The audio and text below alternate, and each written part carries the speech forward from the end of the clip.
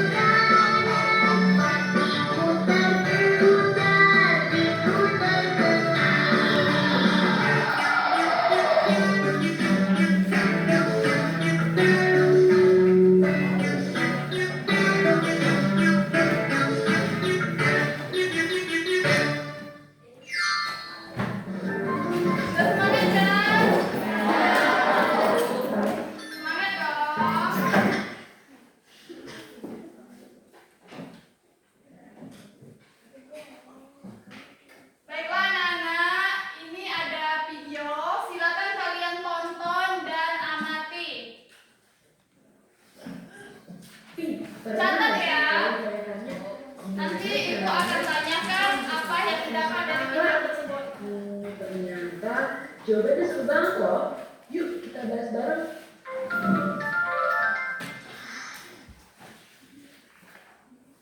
Jadi Islam itu mulai masuk ke Nusantara sekitar abad ke-13 lewat perdagangan dari Arab, Persia, dan Gujarat. Kok bisa? Bisa karena posisi Nusantara yang strategis banget di jalur perdagangan antara Asia Timur dan juga Barat membuat Nusantara itu jadi kayak area favorit para pedagang. Dan mereka itu gak cuma bawa rempah-rempah, tapi juga balik Islam warga lokal. Caranya damai banget, lewat hidup yang jadi contoh. Kejujuran dan ngobrol santai sama warga lokal itu bikin mereka jadi penasaran, apa sih itu Islam? Ibaratnya mereka ini pedagang sekaligus influencer pada zaman dulu. Nah, pelabuhan besar kayak Baros di Sumatera, Gresik di Jawa, dan Malaka di Semenanjung Malaya itu jadi titik awal penyebaran Islam. Dan di abad ke-13, Islam itu mulai diterima para penguasa-penguasa lokal. Salah satunya Samudra Pasai di Aceh, kerajaan Islam pertama di Indonesia yang didirikan Sultan Malik As-Saleh. Di Jawa, penyebaran Islam itu makin kencang di abad ke-15 berkat yang namanya Wali Songo, 9 ulama keren yang pintar banget. Mereka itu mengenal Islam lewat budaya-budaya lokal kayak wayang kulit dan juga seni tari. Nah, jadi Islam itu masuk pelan-pelan tanpa menghapus budaya-budaya asli kita. Cerdas banget kan? Samudra Pasai, kerajaan Islam pertama di Nusantara yang didirikan di Aceh pada tahun 1267 oleh Sultan Malik As-Saleh. Kerajaan ini menjadi pusat perdagangan internasional dan penyebaran Islam di bawah Sultan Mahmud Malik Azam. Sayangnya, Samudra Pasai ini runtuh di awal abad ke-16 akibat serangan Kesultanan Aceh dan melemahnya perdagangan. Tapi peninggalannya kayak makam Sultan Malik As-Saleh dan juga kain dirham itu masih bisa kita temuin sampai sekarang. Selain Samudra Pasai, ada juga nih yang namanya Kesultanan Demak, kerajaan Islam pertama di Pulau Jawa. Didirikan pada akhir abad ke-15 oleh Raden Patah setelah Majapahit melemah. Dan ini merupakan raja-raja Demak yang telah berkuasa. Dan di bawah Sultan Trenggana, Demak ini mencapai puncak kejayaannya dengan memperluas wilayah hingga Jawa Timur dan sebagian besar Jawa Tengah. Tapi konflik internal ini melemahkan kerajaan hingga akhirnya runtuh setelah diserang oleh Majapahit yang dipimpin oleh Jalal Mungkir. Salah satu peninggalannya yang masih ada adalah Masjid Agung Demak.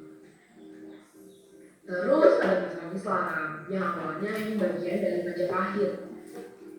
Didirikan oleh Sutawijaya sekitar tahun 1586 setelah mengalahkan Kerajaan Majapahit. Di bawah Sultan Amakula II, kerajaan ini itu mulai melemah dan mengalami perpecahan. Dan salah satu peninggalannya yang masih ada adalah Masjid Agung Kota Gede. Dan selanjutnya ada Kesultanan Ternate, berdiri di Maluku pada abad ke-13 oleh Bab Masyur Mamamu. Awalnya terpengaruh agama Hindu-Buddha melalui perdagangan dengan Jawa. Setelah Islam dilegal resmi, Sultan Zainal Abidin itu menjadi sultan yang pertama. Dan sementara Sultan Babula itu dikenal karena keberhasilannya mengusir Inggris pada 1575. Nah, kekuasaan Ternate ini mulai melemah akibat persaingan dagang dan tekanan dari kolonial Belanda. Namun, peninggalannya yang masih ada itu meliputi Benteng Kalamata dan juga Istana Sultan Ternate. Dan selanjutnya ada Kesultanan Tidore, berdiri pada tahun 1486 dengan Muhammad sebagai raja pertama setelah Islam masuk melalui jalur perdagangan. Dan di bawah Sultan Luku, Tidore itu berhasil mencapai kejayaan dengan menyatukan Ternate dan Tidore serta mengusir Portugis dari Maluku. Nah, tapi kekuasaan Tidore itu melemah akibat tekanan dari kolonial Belanda. Namun peninggalannya yang masih ada itu meliputi Benteng Tower Tahula dan Istana Kadatoki. Dan selanjutnya ada Kesultanan Banten. Didirikan oleh Maulana Hasanuddin itu sekitar tahun 1552. Banten ini awalnya merupakan bagian dari kerajaan Pajajaran. Setelah Pajajaran runtuh, Banten itu berkembang menjadi kesultanan mandiri dan pusat perdagangan raja serta pelabuhan internasional. Sultan Agung Tirtayasa itu menjadi tokoh penting dalam melawan VOC. Namun, konflik internal yang dimanfaatkan Belanda itu melemahkan kerajaan. Nah, pada abad ke-19, Banten itu jatuh di bawah kekuasaan kolonial Belanda. Peninggalan Banten yang masih ada itu meliputi Masjid Agung Banten dan juga meriam Ki Amun. Dan kerajaan Islam yang terakhir ada Kesultanan Gua Talok, kerajaan kembar di Sulawesi Selatan. Mereka itu tidak terpengaruh kuat oleh Hindu-Buddha. Nah, Islam itu diterima mereka itu melalui dakwah ulama dengan Sultan Alauddin itu sebagai raja pertama mereka yang menjadikan Islam sebagai dasar pemerintahan. Dan di bawah Sultan Hasanuddin, Gua Talok itu mencapai puncak kejayaan. Namun melemah setelah perjanjian wilayah dengan VOC pada 1667. Peninggalan yang masih ada meliputi Istana Balangkoa dan Masjid Karangka. Tapi penyebaran Islam itu gak cuma soal agama loh. Banyak banget perubahan besar yang kita rasain sampai sekarang. Misalnya, sistem pemerintahan, sosial, ekonomi, dan budaya yang masih kita rasain sampai sekarang. Contohnya, Kesultanan Yogyakarta yang menjadi daerah istimewa dan hukum Islam yang diterapin buat beberapa hal, kayak pernikahan dan juga zakat. Nah, pada masa Islam juga itu masyarakat dibagi-bagi menjadi beberapa lapisan, kayak bangsawan, ulama, pedagang, dan juga rakyat biasa. Nah, yang keren, nilai-nilai Islam itu mengenalin konsep kesetaraan, di mana semua orang itu dianggap sama di hadapan Tuhan. Dahulu itu ulama itu menjadi tokoh panutan buat masyarakat pada saat itu, dan bisa dilihat sampai sekarang, tokoh ulama masih dihormati. Dan nilai kesetaraan dalam Islam itu terjadi dasar kehidupan sosial di Indonesia. Nah, selain itu, sistem ekonomi Islam kayak zakat, wakaf, sama sedekah itu mulai diterapin buat mendukung kesejahteraan sosial. Bahkan beberapa kerajaan itu bikin mata uangnya sendiri. Sampai sekarang, sistem ekonomi berbasis syariah juga terus berkembang di Indonesia. Misalkan, lewat bank syariah dan pengelolaan zakat yang sudah dikelola secara modern. Contoh lagi, seni kaligrafi, musik Islami, dan tradisi kayak perayaan Maulid Nabi itu jadi bukti asimilasi untuk budaya ini. Bahkan, bahasa Melayu itu dulu jadi bahasa dakwah dan perdagangan yang akhirnya berkembang dan jadi cikal bakal bahasa Indonesia yang kita pakai sekarang. Dan dalam arsitektur, masjid-masjid kayak Masjid Agung Demak itu nunjukin perpaduan antara nilai lokal dan juga Islam. Jadi, kejayaan Islam di Nusantara itu nggak cuma ninggalin sejarah, tapi juga banyak banget warisan yang kita bisa nikmatin sampai sekarang. Gimana? Udah gak penasaran lagi kan?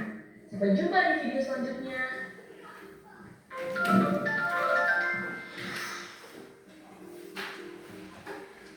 Baiklah anak-anak, apa yang kalian dapat dari menonton video tersebut? Ya, Marvel, apa? Kerajaan Islam di Indonesia, Bu. Ya, apa aja kerajaannya? Kerajaan Samudra Pasai, Ya, Kerajaan Aceh, Kerajaan Demak, Kerajaan Banten, Kerajaan Ternate dan Tidore,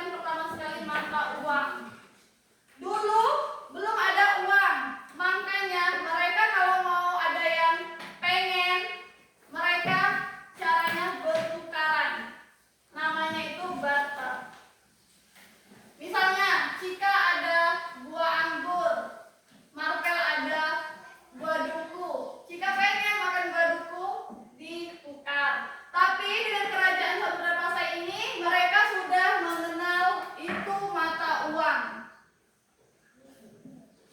Mata uang sudah ada pada masa ini. Makanya pas di pasarnya masih di atas laut, tapi ya belum ada pasar modern seperti sekarang. Pasar tradisional juga belum ada. Jadi mereka masih di laut. Jadi kalau mereka mau belanja, tapi sudah pakai uang ya, nggak lagi barter. Mereka dekatkan perahunya.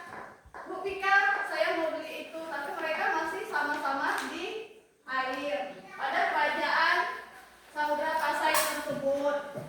Setelah itu ada kerajaan Aceh. Kerajaan Aceh berdiri pada abad ke-16. Di mana? Kerajaan Aceh.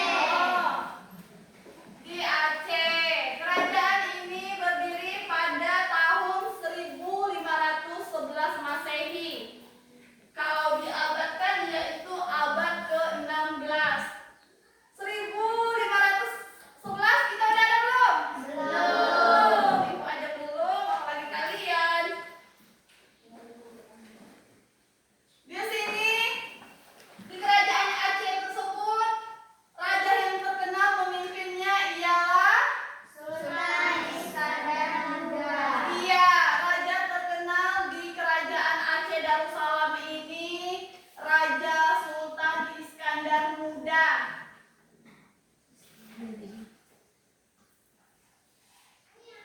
Setelah itu mereka ini menjadi pusat perdagangan terbesar rempah-rempahan. Tahu kalian rempah? Tahu. Dulu rempah-rempahan itu sangat berharga, beda dari sekarang. Sekarang nggak terlalu mahal harga rempah-rempahan. Kalau dulu petani-petani itu menanamnya rempah-rempahan.